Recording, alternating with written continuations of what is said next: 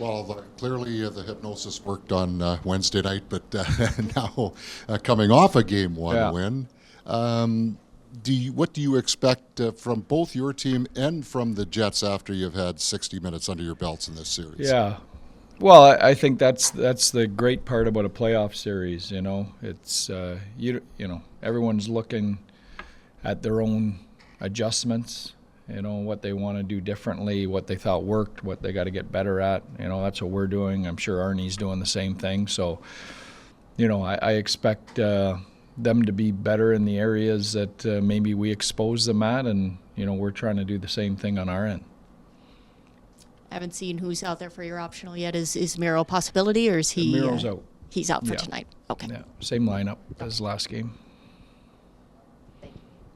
What have you seen from the defense? We've asked you this before, but just little things. Guys have stepped up quite a bit. The Petrovics, solid. Cody's. They've, they're. It's a different group, obviously, without Miro in there, and a different group than probably we've played with in the past. When you think about guys like Nils Lundqvist, we had more puck movers and a little more offense from our defensemen joining the rush. This group is big and solid, and they take a lot of pride in defending, and so we're built a little differently that way. But I think they've been really effective. Analytically, you guys give up more shots or more shot attempts. Does that change how things go? I mean, I think early in the year when Miro was here, it was like 26 shots a game. In the last part, it was like 32 or whatever. Does that surprise you? Yes. Really? No, I'm joking. It's just. It's I mean, you're taking one of the best Yeah. defensemen in the world out of your lineup. And when I say best defenseman in the world, he might be in the top 5 defensively. So not gap. Not doesn't even take into account the puck possession and the time we have the puck when he's on the ice. So that doesn't surprise me. But we found different ways, and we give up some shots. But we just came off a 7-game series against Colorado Avalanche. There's not a team in the world that isn't going to give up shots. So I'm okay with that. Analytically, like S is a guy who gives up shots and yet is plus 30 something. Yeah. I mean, it's interesting because it doesn't make sense on paper, but it makes Yeah. sense when you watch him. Yeah. Well, yeah, exactly. I mean, and that's why it's statistics are dangerous.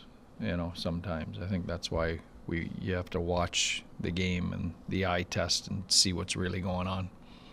Hey, Pete. Yeah. When you're kind of putting a new line together, like the Marchment, Johnson, Yeah. Robertson line, this time of year, how do you evaluate them? How quickly do you want to see things start Yeah. to click? And just how does that process work? It's a good question. I mean, you want to give it time to work, and it's always also the situational. I mean, Jason Robertson hasn't played yet in the playoffs till last game, so you want to give him a few games to at least get up to speed before you start making judgments on his play or the line's play that he's playing on, because that's just real. He's jumping into the deep end of the pool here, and he hasn't really even been skating until the last week. And having said that, I thought he did a great job. He came in and while he didn't play his usual game where he's dangerous offensively, he came in and did what we asked him to do, which was not disrupt our group. And he did a lot of little things. He finished checks. He won board battles. He was heavy. He was hard. He was good defensively. So, real credit to his buy-in to what's going on with our group to come in that situation and not try and impose his game on what we're doing. He just fit into what we're doing. And I want to say that because that's not easy to do when you're judged on points and scoring. So, credit to him for that. But, we're going to give it some time. I like the idea of our lines right now, and I think they're going to work, so I want to give them a little bit of runway. Pete, lots of familiarity with the two teams, but also the first time they met in the playoffs. Did you sense that was part of Game 1, maybe a little feeling out, and maybe how long does it generally take for some of that bad blood to boil over in the Yeah, series. I mean, I don't have the same opinion of Game 1 as Arnie did. I heard some of his comments. I mean, you know, I think you got to win all kinds of different ways, and you know, I thought we grinded out a really solid playoff road win. Just one other quick one. What kind of challenges does a Lowry line present as a shutdown unit?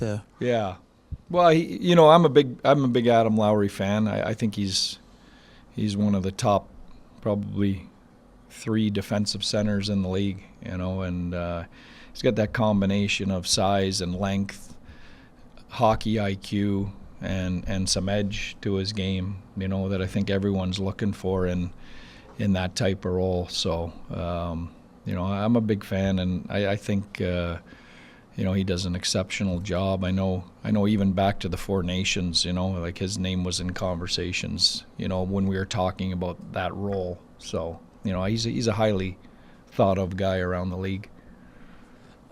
Back to Miro, I'm just wondering the psychology of it as a coach, as the players, to see him around, to see him that close, to knowing you've got one of the best defensemen in the world right there, and how you don't kind of submit to just the Well, I mean, you know, there's roadblocks to submitting. It's not like, you know, we can force him in the lineup. I mean, you know, he's there. He's not ready yet, and when he is ready, he's going to jump in. But we're not spending a lot of time on that. I mean, yeah, it's nice to have him around, but you know, I'm concentrating on the guys that are going to help us win a game tonight, and I think the guys on the ice are concentrating on the guys that are going to be out there going to battle with them tonight. One of those guys, Pete, and I know a lot has been said about Thomas Harley, and for good measure, but man, Esa Lindell, I mean, he makes that save on that goal mouth scramble. How valuable has he been? And forgive me if you've been asked this question 100 million times. No, he's a guy that you know, his work is understated and is underappreciated, but you need to win. And I would reinforce that. I believe every team in the league has those guys this time of year. I look at Sandberg or guys like that for Winnipeg. I mean, that's you don't get to this point and are playing at this time of year unless you have those guys.